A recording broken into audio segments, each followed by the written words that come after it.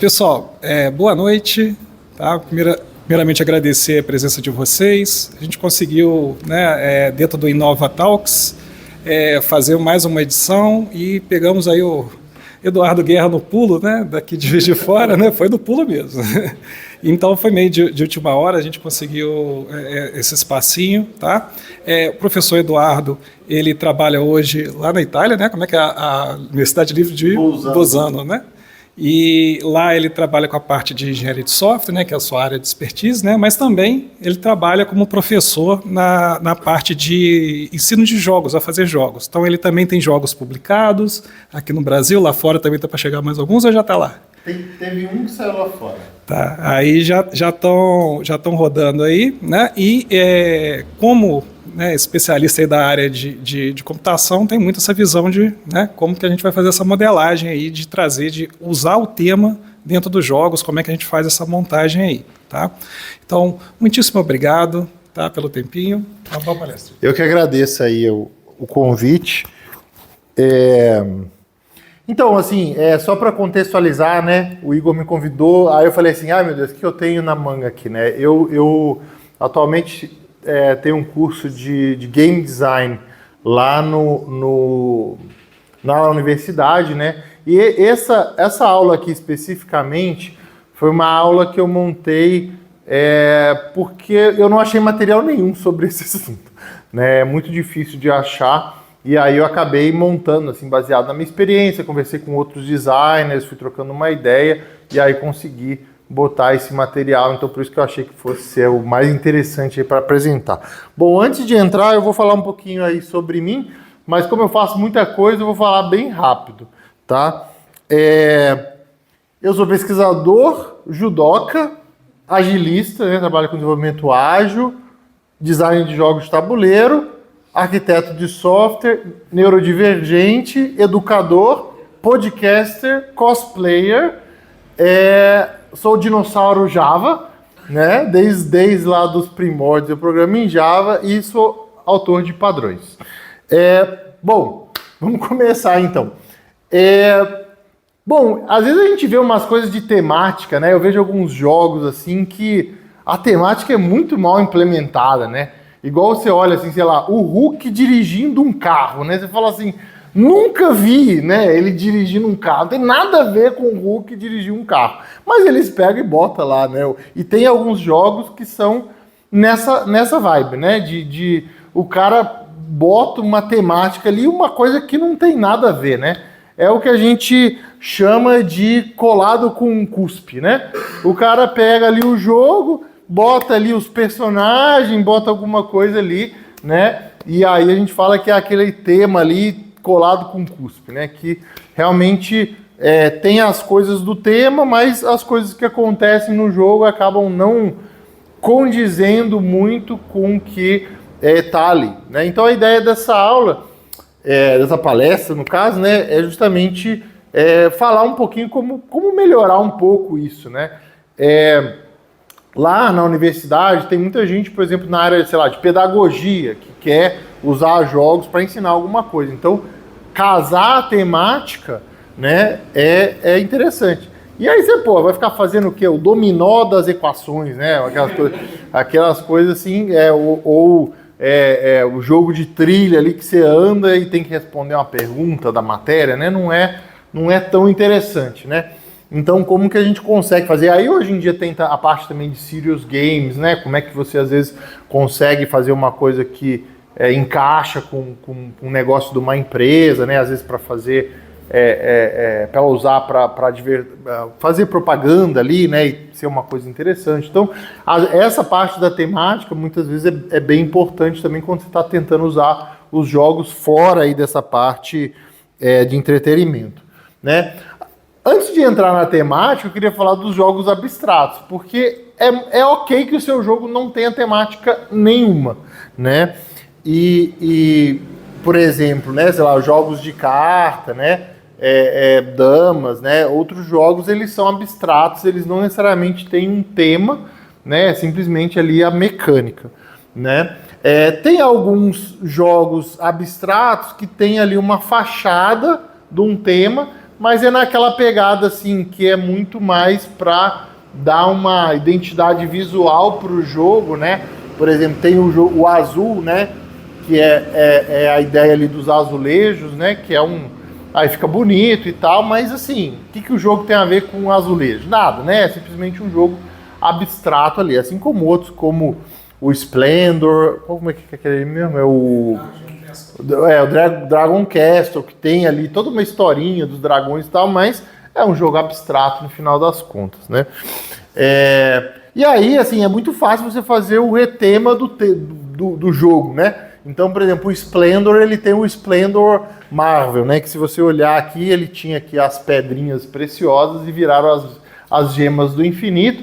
Mas tem a ver você comprar as gemas? Não tem nada a ver com coisa. É simplesmente ele pegou e colocou os personagens nas cartas e as gemas no lugar ali, né? A criança que comprar aquele jogo ali esperando que vai ter alguma coisa a ver com a Marvel, vai ser só os desenhos mesmo, né?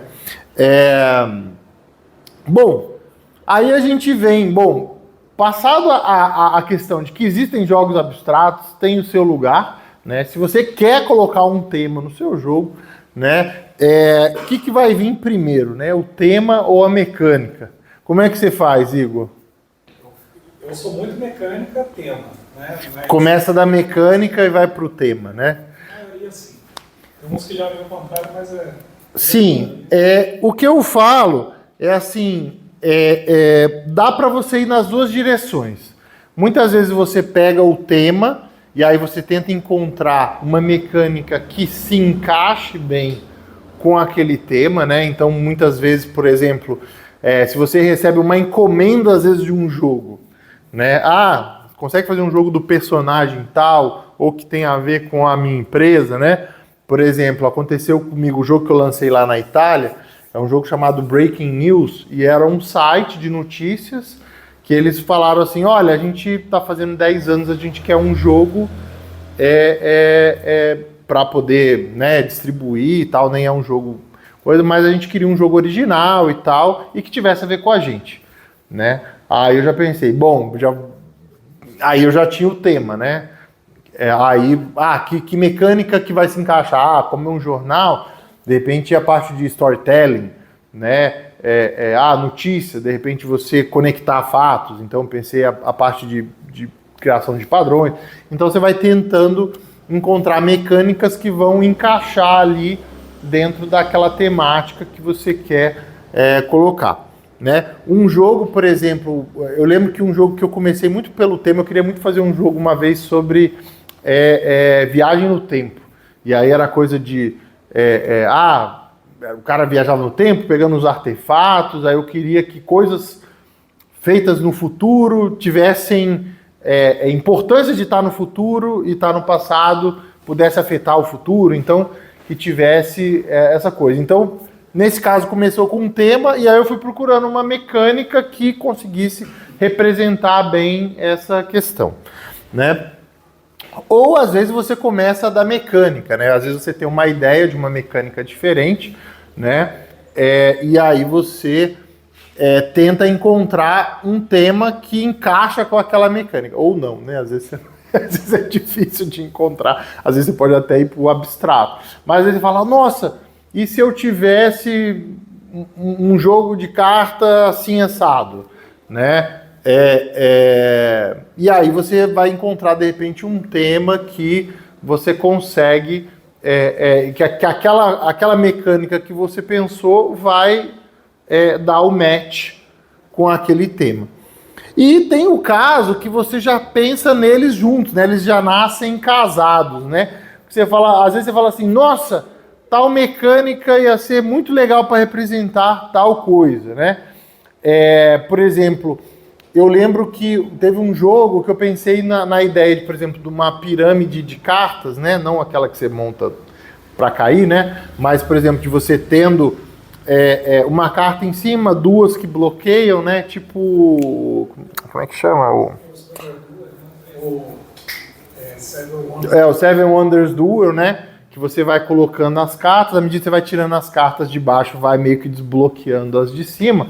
Eu falei, nossa, isso ia ser muito legal para representar uma organização criminosa, né? Onde, sei lá, você tem que começar com os caras embaixo para descobrir quem é que está em cima, né? E até chegar ali no cabeça da organização, né? Então, foi o quê? Eu falei assim, nossa, essa mecânica, ela casa certinho com aquele tema. Aí eu montei um jogo em volta dessa ideia, né? Então, às vezes a ideia que você tem é justamente os dois juntos, né? Ó, esse negócio casaria muito bem com essa ideia, né? E aí, uma coisa legal, né? Depois que você conseguiu fazer a mecânica com o tema, né? Às vezes você vai fazer um playtest e você vai descobrir que às vezes você vai precisar de regras adicionais, né? Puxa vida, tá muito fácil, ou tem esse caminho vencedor. Vou colocar essa regra. Poxa, mas como que eu vou justificar essa regra do ponto de vista temático, né? Então, isso de certa forma tem que fazer sentido ali dentro do tema, né? Então você às vezes coloca ali um mecanismo de controle e aí você vai procurar alguma coisa dentro do tema que faça sentido.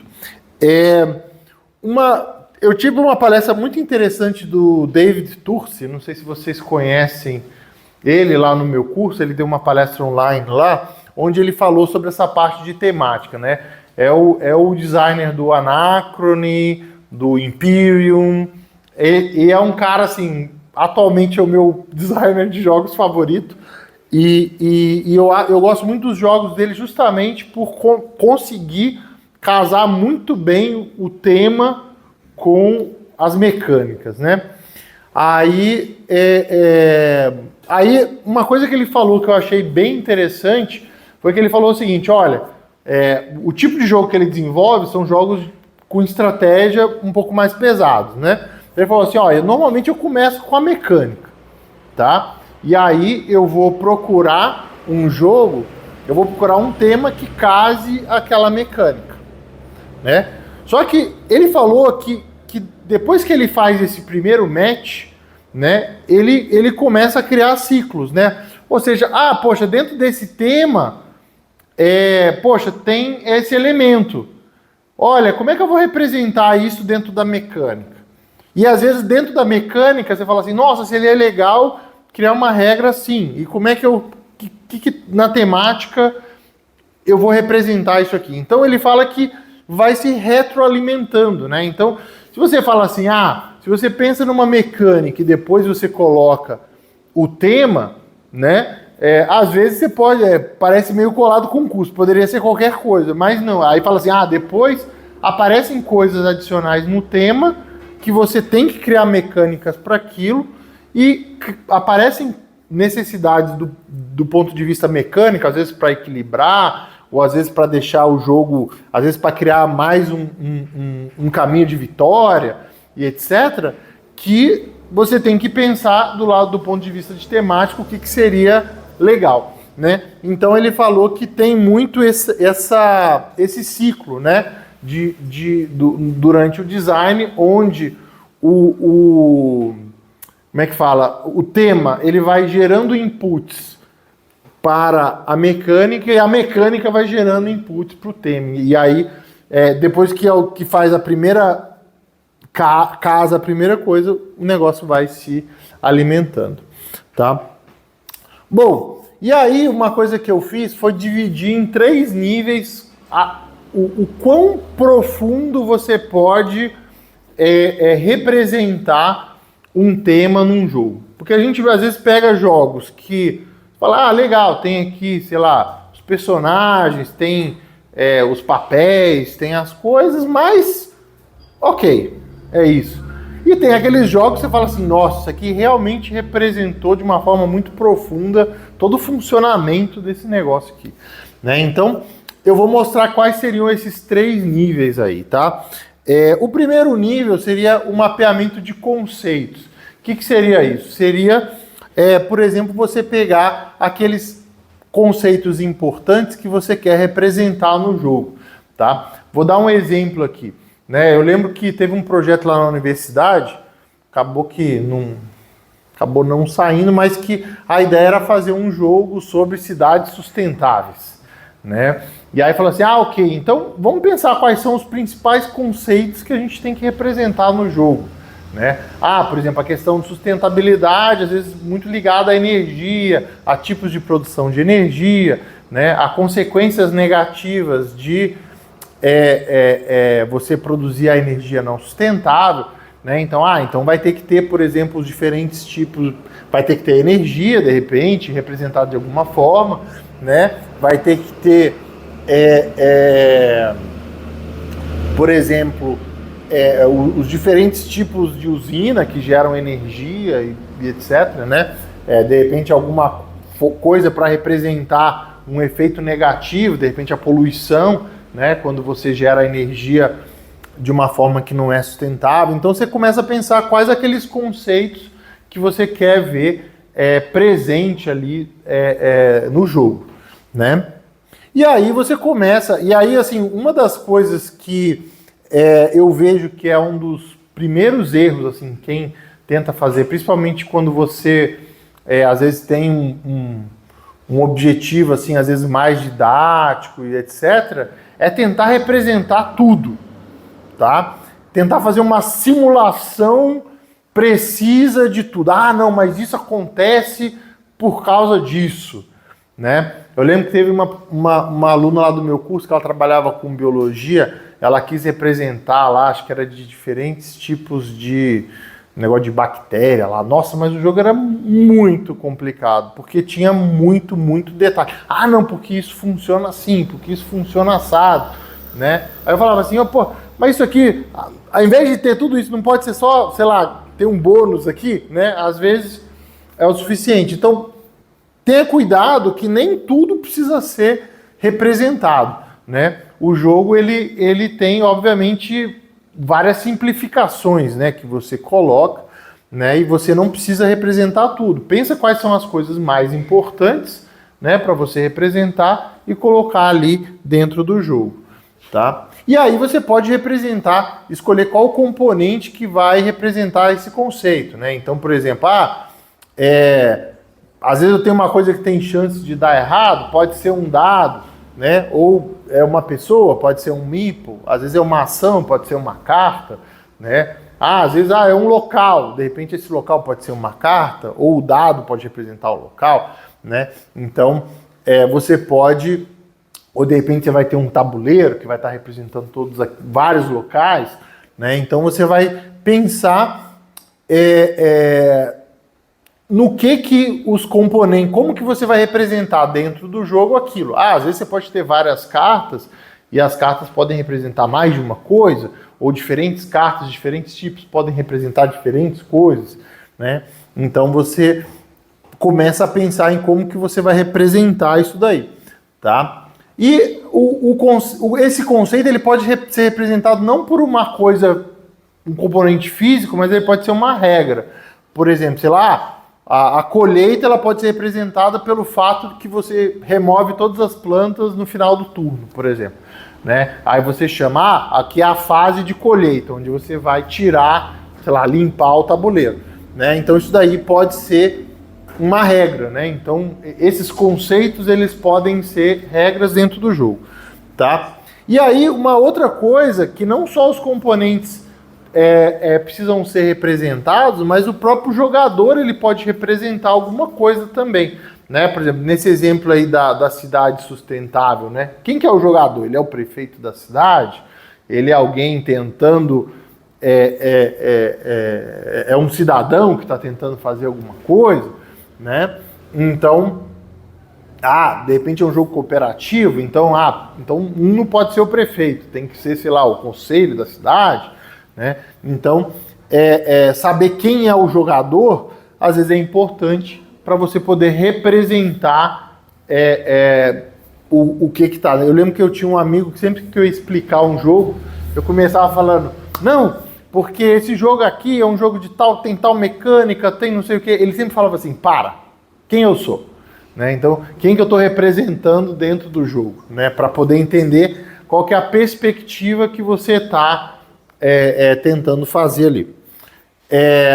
E aí, uma coisa que é interessante é que alguns tipos de mecânicas, elas já meio que trazem uma dica de coisas que você pode representar dentro do seu jogo, tá? Um bom exemplo é o worker placement, né? A alocação de trabalhadores, que é o quê? Normalmente você pega uma peça e você vai colocar em um local para fazer uma determinada ação, né? Esse jogo que está aqui atrás, alguém reconhece? Não. É o Viticulture, né? É um jogo sobre você produzir vinhos, né? Então, tem um lugar aqui, ó, onde você vai fazer o cara fazer um tour pela sua vinícola para poder ganhar um dinheirinho extra. Você vai ter o lugar aqui onde você vai plantar. Você vai ter aqui o lugar onde você pode vender coisas, né? Então você vai ter nos vários lugares ali da sua vinícola, né? Onde você vai produzir aqui o vinho, se eu não me engano, né? Então, cada um deles representa uma ação diferente e os bonequinhos que estão aqui são os trabalhadores daquela vinícola que estão ali fazendo aquelas ações, né? Então, a mecânica de worker placement, ela já te provê os trabalhadores que vão estar representando alguma coisa, né? E os lugares que onde você vai para estar fazendo alguma coisa, né? Então, algumas mecânicas elas já falam assim, olha, se você está querendo representar um grupo ali de pessoas que estão fazendo ações e eles fazem essas ações em determinados lugares, o worker placement ele já é uma mecânica que direciona o jogo para isso daí. Bom, e aí a gente entra no segundo nível, né? Então o primeiro nível é representar os conceitos. Quais são as coisas que existem e o que você vai colocar dentro do jogo, tá? Mas daí você pode, por exemplo, vamos supor, estou criando ali o meu jogo sobre cidades sustentáveis, né? Eu posso ter ali as cartas com as coisas mais sustentáveis, são melhores, as outras são piores, e pode ser o jogo isso daí, né? Simplesmente quem jogar, de repente você vai criar ali uma conscientização do que existe, do que é bom, o que é ruim, mas pode parar por aí. Porém, se você for ali para o segundo nível, você já começa a tentar mapear consequências, né? Qual que seria a ideia? Você pega alguma coisa que acontece no mundo, né? Que vai gerar ali uma determinada consequência, né? E você vai tentar representar aquilo dentro do jogo, tá? Então, um exemplo, né? Eu tenho lá um jogo, por exemplo, que tem armas, né? Então, uma arma maior, ela vai causar mais dano. Então, isso daí é uma causa-consequência, né? O tipo da arma vai ter um impacto no dano que eu estou causando. De repente eu posso representar dentro do jogo, uma arma maior vai jogar mais dados do que a outra, né? Então é uma forma de representar essa causa e consequência, né? Um fato, se você tem um ferreiro, ele tem mais habilidade para trabalhar com metal do que um fazendeiro, por exemplo, né? E aí você quer representar essa vantagem dentro do jogo, né? Aí você fala assim, nas ações relacionadas com metal, ele vai gastar menos recursos, porque de repente ele vai usar o metal de uma forma mais eficiente, né? Então é uma forma, poderia ser, por exemplo, se você tivesse que rolar um dado, ele poderia ter um benefício, ou de repente ele poderia produzir coisas a mais e não gastar a menos, né? Então você tem várias formas que você pode tentar representar isso, mas o que você está fazendo? Esse cara, ele é melhor que o outro em fazer esse tipo de coisa, então eu vou tentar representar isso dentro do meu jogo, tá?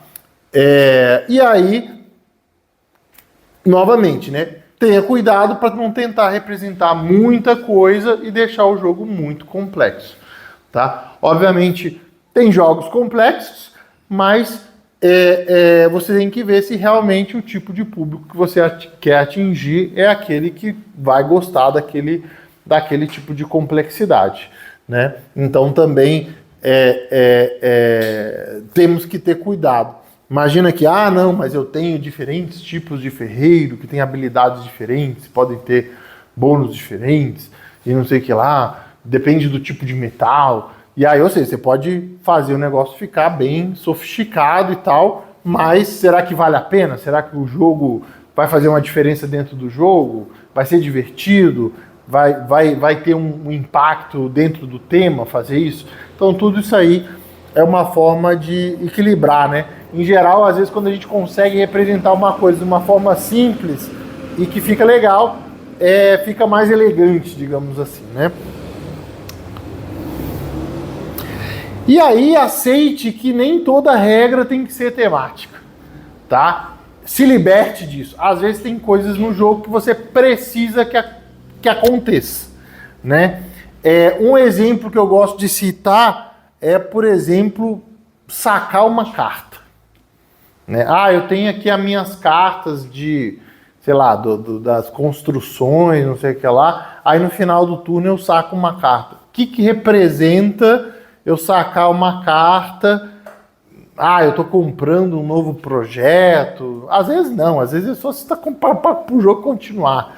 Então nem tudo que acontece no jogo... por exemplo, jogo de alocação de trabalhador que eu estava falando. Normalmente no final do turno, os trabalhadores voltam, né? Para você poder... O que significa isso? Vocês estão indo dormir, né? De repente ficou vazio lá a sua vinícola para o pessoal ir ocupar outra vez, né? Não é bem assim, né? Mas tem coisas que a gente não precisa justificar tudo, né? Obviamente, se é um negócio que é central no jogo, né? Sei lá, você fala assim, tem tal tipo de personagem, tem tal bônus, e aquele bônus não tem nada a ver, né? É só para equilibrar o jogo. As pessoas vão reparar, poxa, sei lá, por que o cara que é bobo da corte, ele tem bônus no ataque com lanças, sei lá. Fala, porra, isso não tem nada a ver, né? Mas tem certas coisas que às vezes tem que acontecer pro jogo, para dar andamento do jogo, que não necessariamente precisa ter uma explicação temática. Então, se libertem. A boa dele é muito afiada. Alguma coisa assim, né? O pior é quando arruma uma justificativa ruim, né? É pior do que não falar. Essa é a resposta. Mas, assim, às vezes, simplesmente aceite que certas coisas fazem parte do jogo, da manutenção e tal, e não necessariamente precisam ser temáticas. E aí a gente vem no terceiro nível, que seria o mapeamento de processos, né? Então, no nível anterior, a gente está falando de causa-consequências pontuais, né? Agora, tem alguns jogos que eles vão além disso, né? E eles mapeiam processos, né? Ou seja, uma sequência de eventos onde você está representando todo um processo que acontece, né? Então, por exemplo, no caso lá das cidades sustentáveis, né? Você fala assim, bom, se eu produzo a energia de forma que não é limpa, né? Isso aí vai gerar uma poluição. Essa poluição, de repente, vai impactar em alguma outra coisa, ou vai gerar lixo. Aí esse lixo eu vou ter que tratar. Tratar esse lixo vai ter um determinado custo, né? De repente eu posso tentar reciclar isso, né? E aí isso vai, de repente, gerar o insumo para eu fazer alguma outra coisa, né? E aí o que acontece? A ideia é que esse processo, que não é só uma causa e consequência, você consiga fazer com que o jogador entenda como as coisas funcionam, e aí ele vai jogar bem quando ele entender esse processo, entender, olha, puxa vida, se eu usar o negócio sustentável, eu gero menos lixo.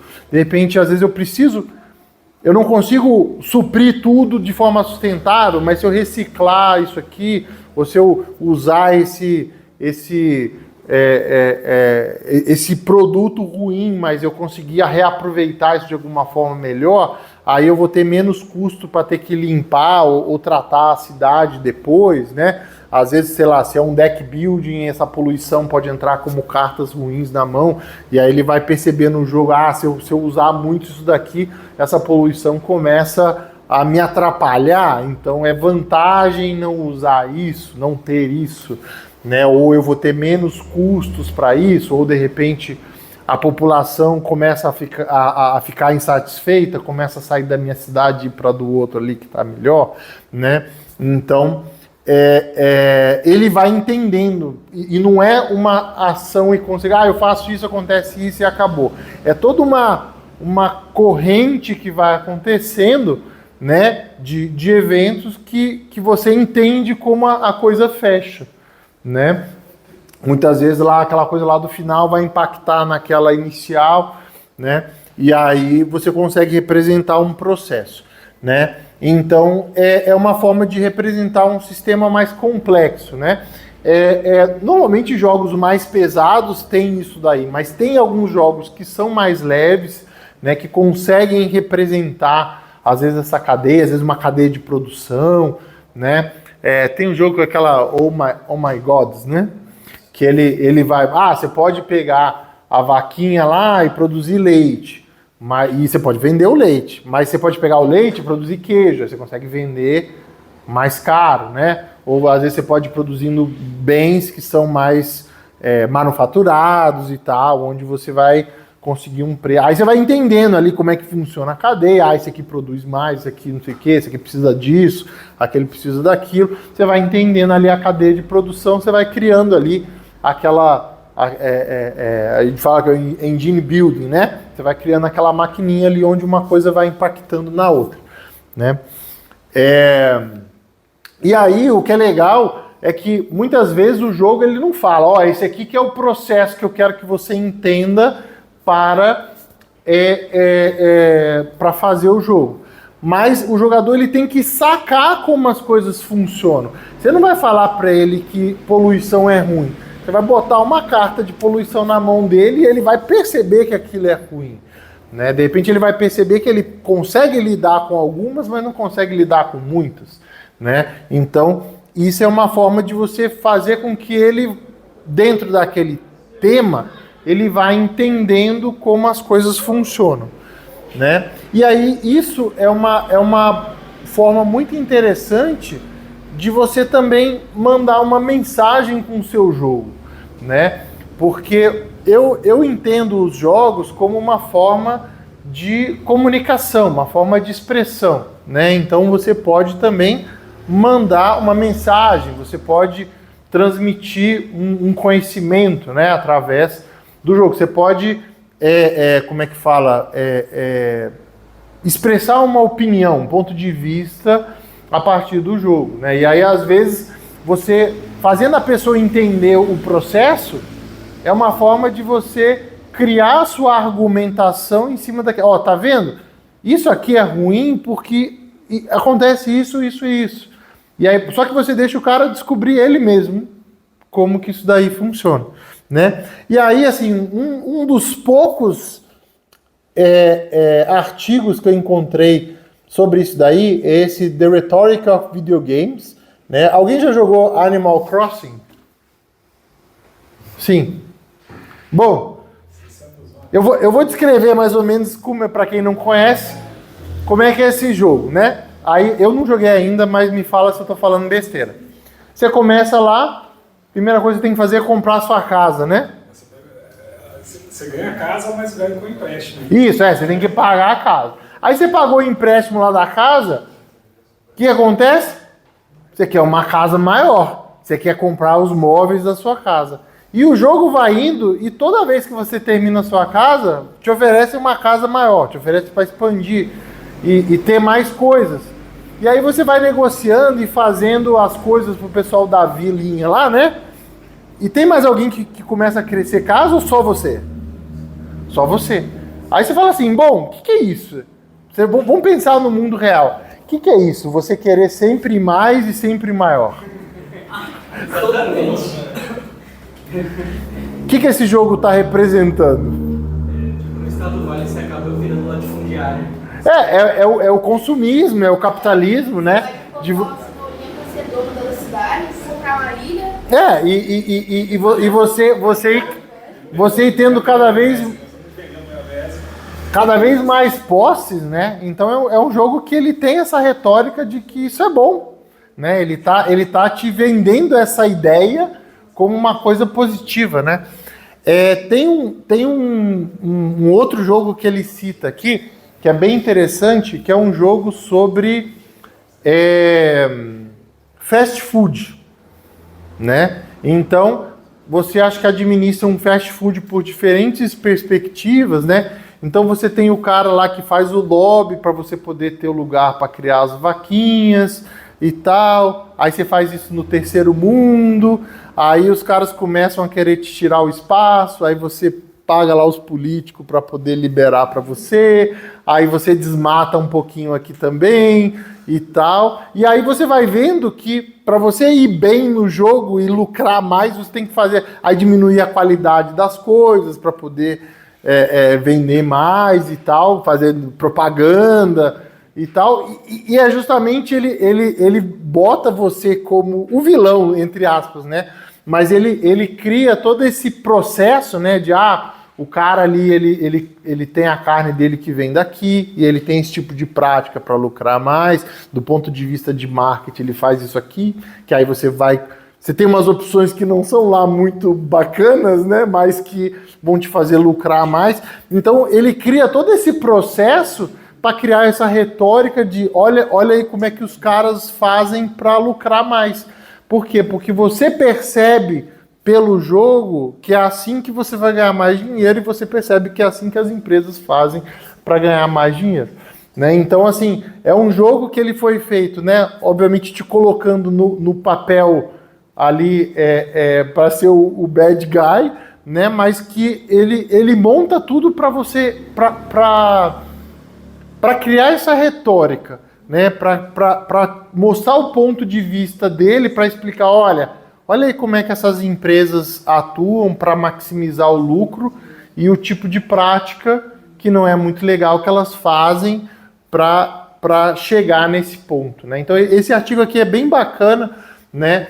E aí ele tem vários exemplos de jogos, ele pega mais do ponto de vista de jogos digitais, mas eu acho que vale muito também para jogos mais analógicos, de como que você pode usar, né, o jogo para colocar um ponto de vista. E temos vários exemplos, né? Tem aquele que acho que eu esqueci o nome, que é um campo de concentração e você tem que conseguir comida, não tem? Esse jogo é super raro. Gestão de trem. Você vai otimizar uma rota de trem e maximizar as entregas. Aí depois, no meio do jogo, você descobre que você está mandando gente para campo de concentração. Você descobre só depois. Tem esse e tem um outro que é mais explícito, que é assim, você tentando sobreviver dentro de um campo de concentração. This War of Mine. This War of Mine é terrível. Nas guerras do leste europeu, né, você é um monte de civil no meio da guerra, né, você sobrevivendo no meio da... Mas tem um que, assim, a mecânica dele é simplesinha, é tipo uma mecânica de fila, de otimização, mas assim, tipo assim, pra você ir bem, você tem que furar a fila, você tem que, sabe? E é umas coisas assim que você fala assim, poxa, era o que os caras tinham que fazer pra sobreviver, sabe? É uma guerra fria. Durante a guerra da União Soviética, são as filas de distribuição. Acho que é esse daí. Aí você tinha que, sua mãe com a criança, aí você pulava na frente, outro jogava outra coisa para conseguir passar, eu subornei o guarda. Então, assim, é um jogo que te coloca, assim, fazendo coisas duvidáveis, né? O This War of Mine é um jogo que eu tive, eu acho que eu joguei ele umas 3 vezes. O jogo em si é excelente, mas eu saía muito triste. Eu falei, não quero. Tem uma versão digital, né? This War of Mine digital é bem parecido, né? Eu joguei o digital, eu tenho o digital. Mas assim, eu lembro que uma vez era tipo assim, olha, você escutou um barulho, cheguei lá, tem uma criança roubando a sua comida. Ou você morre de fome, a criança tem uma arma na mão. Nossa, é bem extremo isso. Mas é o tipo de situação que os caras passavam, entendeu? E assim, normalmente assim, não tem uma escolha boa. Tem a escolha menos muito ruim. É tipo isso. Você sempre sai perdendo. É tipo aquele teste do trem, pra você, ou você troca o trem, Assim, o jogo é pra você vivenciar esse tipo de situação. E assim, o jogo não é pra ganhar, é pra sobreviver. É tipo isso, entendeu? Você não. Se você consegue sobreviver mal ou menos, é o objetivo. Os personagens são independentes. Então, tipo assim, se o personagem de repente ele deprime, vai, some, né, se mata, faz alguma coisa assim. Você não controla os personagens diretamente. Aí você tem as situações, né? Você controla, é assustador mesmo. Mas assim, é um jogo que tem uma retórica. Aí o que acontece? Por exemplo, não, eu vou. Que se dane a criança, eu quero a minha comida. Mas, por exemplo, você faz uma coisa ruim, isso vai baixar seu moral, e aí você vai ficar mais depressivo, apesar de você ter a comida. Ou então ela rouba, beleza, você não vai ficar mais feliz com isso. Mas aí não tem comida, você vai ficar doente, você vai. Então, assim, é um jogo que ele tem essa retórica assim, olha, a galera que tava lá nessa época, né, que acho que era o Cerco de Sarajevo, né, se eu não me engano. Acho que foi baseado num cara que viveu ali o Cerco de Sarajevo, mas acho que o jogo em si não fala exatamente onde é. Mas tem até um texto muito legal lá no BGG de um cara que realmente viveu isso, ele falando como que o jogo representa o que ele viveu, né? Então, assim, é uma retórica, né? É que você quer fazer com que as pessoas enxerguem o horror que é uma situação dessa. Entendeu? Entendeu? É tipo assim, estudos que assim, o que o jogo pode influenciar na vida real da pessoa. Assim, ele quer te transmitir uma mensagem, né? Que é justamente, olha, quando você tem um cerco numa cidade, que foi o caso ali, né? Ele te bota numa guerra, mas não um soldado, o civil que está ali naquela região, né? Tentando sobreviver. Então ele tenta te mostrar como é isso, né? E te mostrar os tipos de horror, né? Que essas pessoas passam, né? Que às vezes se não morre de fome, deprime ou pega uma doença ou vai ser morto por alguém que quer a sua comida, entendeu? Então assim, é um jogo que é muito pesado. O jogo em si é excelente. Jogue quando você estiver de bem com a vida.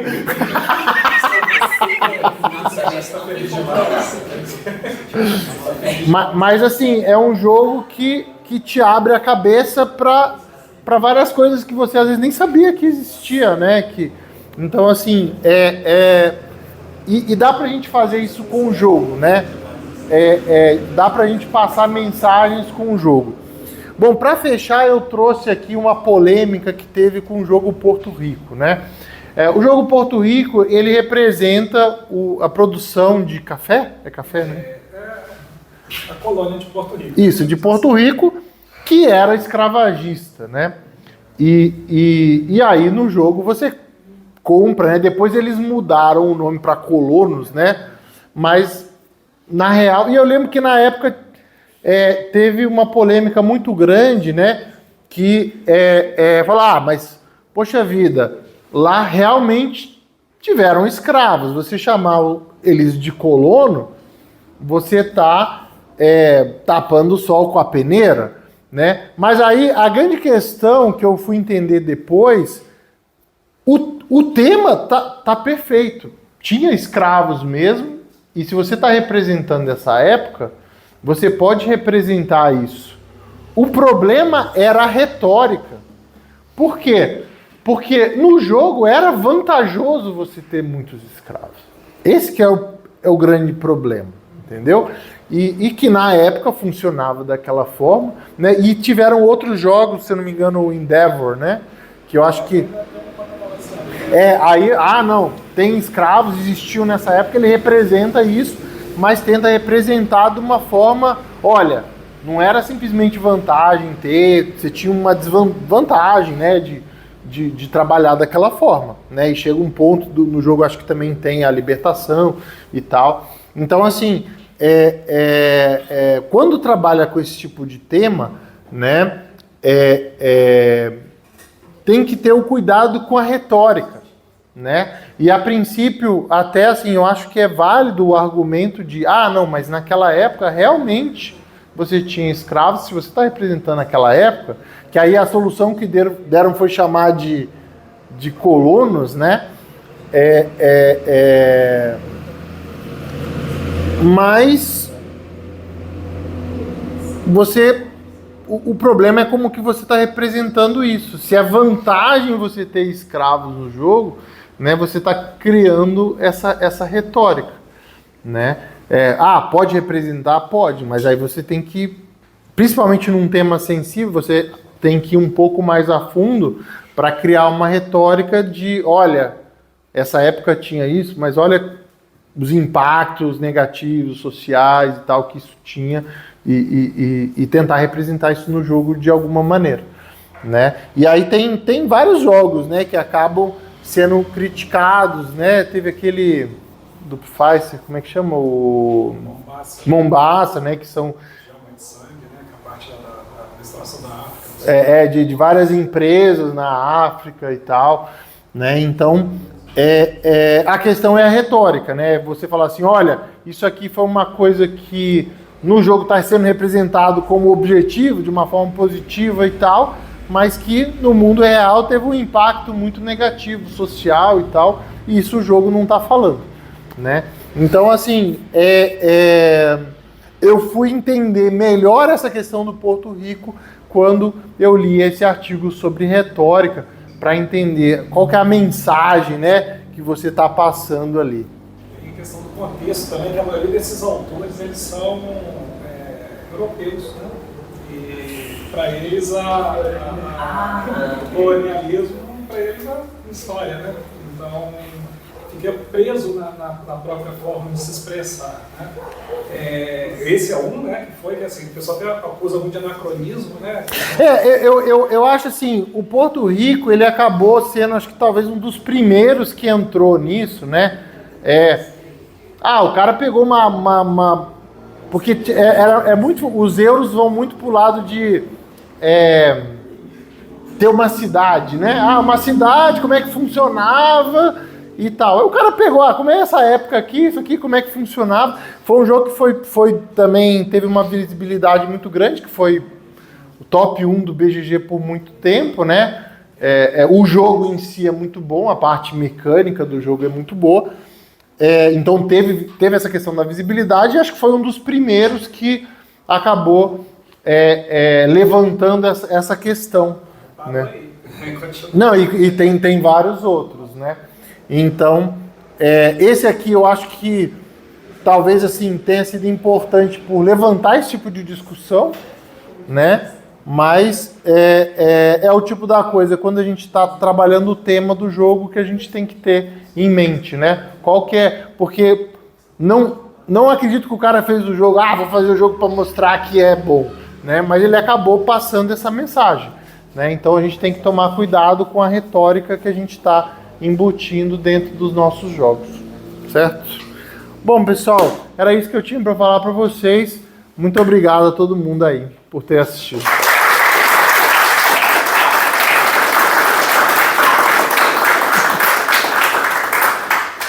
Pessoal, vamos primeiramente obrigado, tá? Vamos passar para a parte de perguntas. Alguém tem uma pergunta que eu gostaria de fazer? Pessoal. Eu pensei num jogo, porque eu joguei recentemente esse jogo, chama The World Cleaner, que você é um limpador de escritório que também é um lobisomem. Só que, tipo assim, essa é a gameplay do jogo. Você tem que limpar o escritório no meio da noite, porque o seu chefe é muito cuzão e aí fez vocês trabalhar durante a noite toda. E aí você virou um lobisomem, e aí você pode matar as pessoas e depois limpar, porque você tá limpando, entendeu?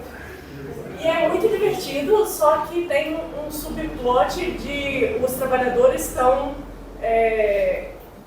tipo, fazendo uma revolução trabalhista na empresa. Só que, tipo assim, eu não sei se combina ou não, porque, tipo, a gameplay é só você limpando. Isso daí é um subplot, tipo, no cenário, no diálogo dos NPCs. É aquela coisa assim que às vezes você consegue ter um jogo ali que é divertido, mas se você quer mandar uma mensagem, você consegue colocar outras coisas ali do tipo, beleza, é um jogo aqui, pega uma coisa meio absurda ali, mas, poxa, mas por que eles estavam na empresa? Porque eles estavam trabalhando até mais tarde, porque tal, não sei o quê, e às vezes você consegue embutir uma mensagenzinha ali no meio, né? Às vezes pode ser interessante. Às vezes ele virar um monstro é resultado da opressão do trabalho. Pode estar representando alguma outra coisa, sim. Mas é um joguinho bem rapidinho, tipo, vocês trabalham uma semana e aí depois acaba o jogo. Porque é um joguinho de graça na Steam. Tá. É bem rapidinho e divertido. E não precisa ter retórica, às vezes o jogo é só divertido mesmo. Beleza, mas aí é aquela coisa, você já tá botando o trabalhador. Poderia ser uma vila medieval, sei lá. Mas o cara quis fazer uma empresa à noite. Talvez porque estava querendo mandar algum recado, né?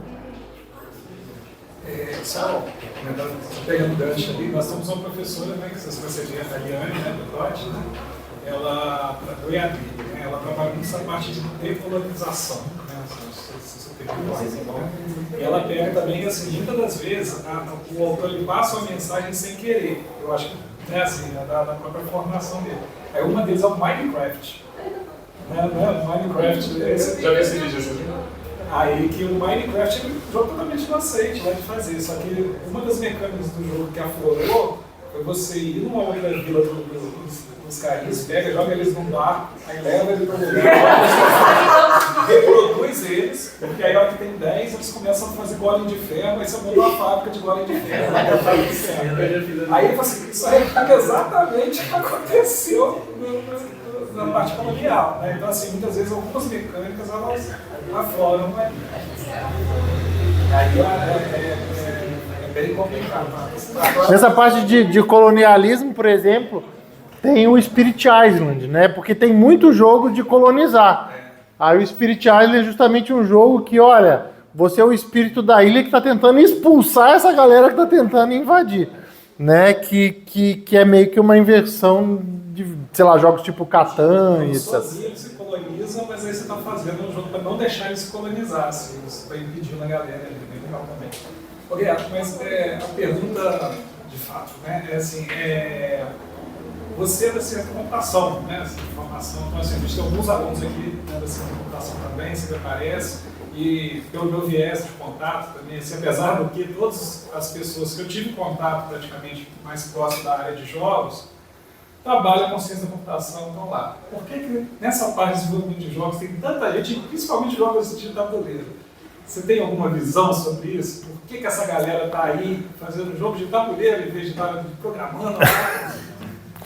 Assim, ó, vamos lá. Não sei se eu tenho exatamente a resposta, mas, ó, a primeira coisa que eu vejo assim, muitas vezes a pessoa vai fazer um jogo digital, aí foca muito na engine e tal, e aí o jogo é uma copiação de outro jogo. É um Angry Birds com pedra, sei lá, é um jogo de navinha genérico, né? O gráfico é muito legal, funciona e tal. Do ponto de vista de programação, ok, mas do ponto de vista de jogo, é mais um jogo igual a vários jogos que já existem, né? Então esse foco na mecânica é justamente de tentar pensar o que vai ser um jogo diferente, fora da caixa, né? Um exemplo que eu gosto de dar, por exemplo, um jogo que estourou, como é que é? Among Us, né?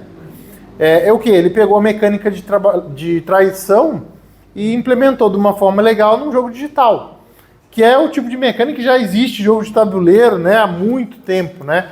Então, assim, mesmo que você queira fazer jogo digital, eu acho que tem muito a aprender em termos mecânicos e tal.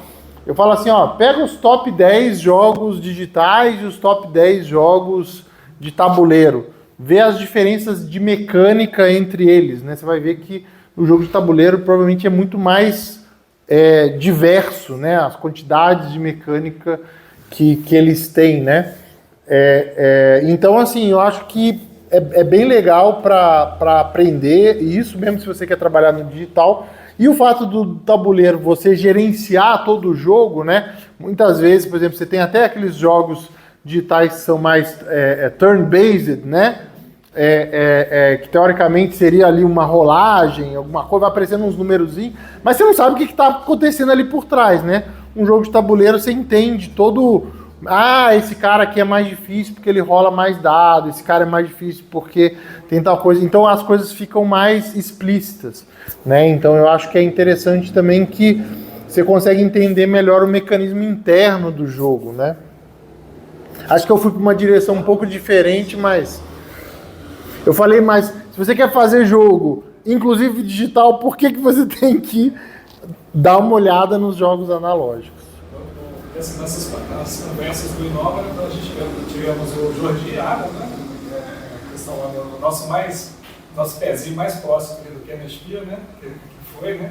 Ele também é da computação, ele falou sobre essa parte, ele vê muito ele era do digital, ele acaba trazendo muito.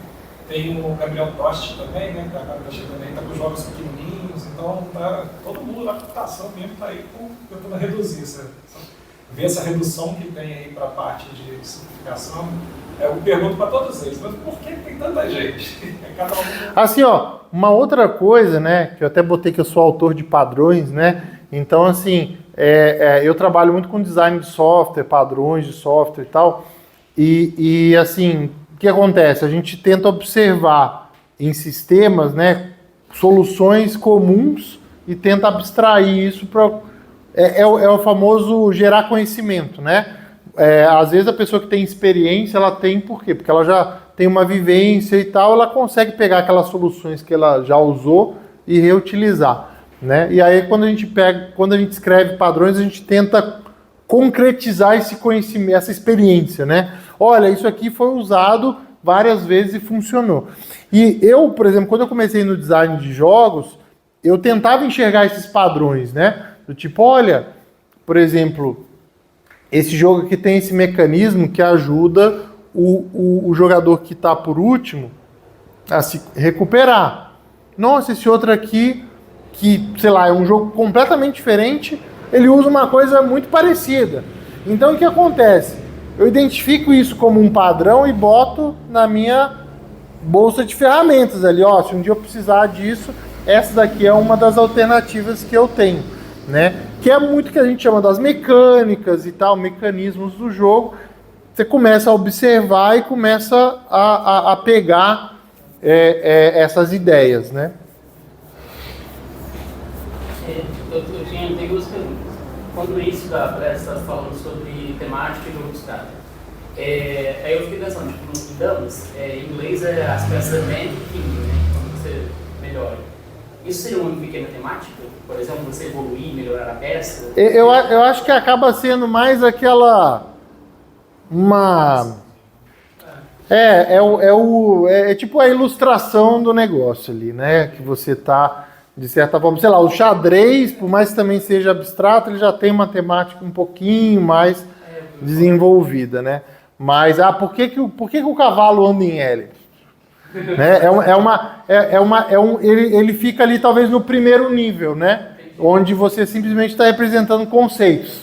Mas você não tem ali uma... por que o peão anda assim? Por que o bispo anda de... Não tem um porquê. E a partir daí, indo pro outro lado, eu tenho a impressão que você acha que os jogos de tiro hoje virou um jogo abstrato, porque é muito fácil, eu vejo isso acontecendo... Jogos de tiro. De tiro, tá. Eu vejo isso acontecendo de forma muito fácil, você pegar um jogo de tiro e mudar como se mudasse as texturas e fizesse outro joro, sabe? Você muda a temática muito fácil, sabe? Então, assim, deixa eu pensar. Assim, o que acontece? Eu acho que tem a temática, que é o jogo de tiro, né? E aí você tem, por exemplo, as histórias, né? Então, o jogo em si pode ser o mesmo, mas você vai mudar a história, o cenário, às vezes mas às vezes a mecânica é a mesma. Né? Às vezes você vai ter, não, mas esse aqui o cara consegue montar as armas, tem uma uma árvore de habilidades, ele tem que coletar tais coisas, aí você começa a botar outras mecânicas, né? Mas aí você tem aquela coisa ali como central, né? Assim como, por exemplo, a gente tem vários jogos de tabuleiro mesmo, né? Que tem uma mesma mecânica, ele mantém aquilo e muda umas coisinhas. O Pandemic, né? Tem com cultistas, tem Star Wars, tem qual? World of Warcraft. Mas assim, a mecânica central é a mesma, eles mudam umas coisinhas em volta, né? Porque aquela mecânica meio que casa com aquele tipo de situação, né? O Turce, ele falou, né? Ele tem o Imperium, que é um tipo de deck building diferente, que representa civilizações. Aí eu até perguntei para ele, agora ele lançou o Captain's Chair, que é uma mecânica bem parecida para o Star Trek, né? Aí ele falou assim, olha, a gente percebeu que esse tipo de deck building, ele funciona tal, não sei o que é mais um mecanismo genérico, que aí até assim, eu joguei o Captain's Chair, muda bastante coisa até, não é tão parecido assim não. E é bem temático também. Aí ele falou assim, olha, tem mais 3 jogos sendo desenvolvidos com esse tipo de deck building, ou seja, na verdade ele montou meio que um sistema, um framework, né, que pode ser criado em torno daquilo ali.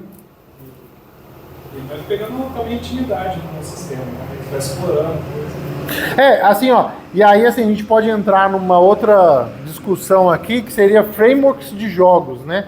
Hoje em dia, por exemplo, tem o Final Girl, que está sendo lançado aqui no Brasil. Por exemplo, você compra a caixa base, ele não vem com nada, você não consegue jogar ele, você tem que comprar pelo menos um cenário, né? Aí o cenário ele vem com um cenário. Final Girl são aqueles filmes lá que tem uma mulher que termina no final, vai atrás do assassino, tipo a mulher, tipo Alien, Pânico, né? A Sidney é a clássica, né? O primeiro cenário é o slasher clássico, né? Mas aí que acontece? Os caras têm trocentos cenários. Aí tem agora o último que saiu, daquele... baseado naquele jogo Meia-Noite Fred lá. Como é que chama esse aí? É uns bichinhos de pelúcia meio sinistros, assim. Sim. É baseado nesse cenário. Aí nesse, por exemplo, tem vários bichinhos diferentes. Então, assim, eles conseguem mudar muito de um cenário para o outro. Porque aí toda caixa vem com um cenário e um assassino. Você pode combinar, né? Tem um baseado no Fred Krueger lá que você tem que estar dormindo para poder enfrentar ele. Então tem a mecânica lá de dormir, de você adormecer sem querer e tal. E aí o cenário é uma vizinhança. Aí para você entrar nas casas você não pode simplesmente sair entrando, você tem que convencer as pessoas que você tem que entrar naquela casa. Então assim, ele consegue dentro do mesmo framework dar uma diferenciação muito grande. E aí tem jogos que tem um framework que é mais mais definido e outros que são mais soltos, que realmente você consegue criar jogos completamente novos.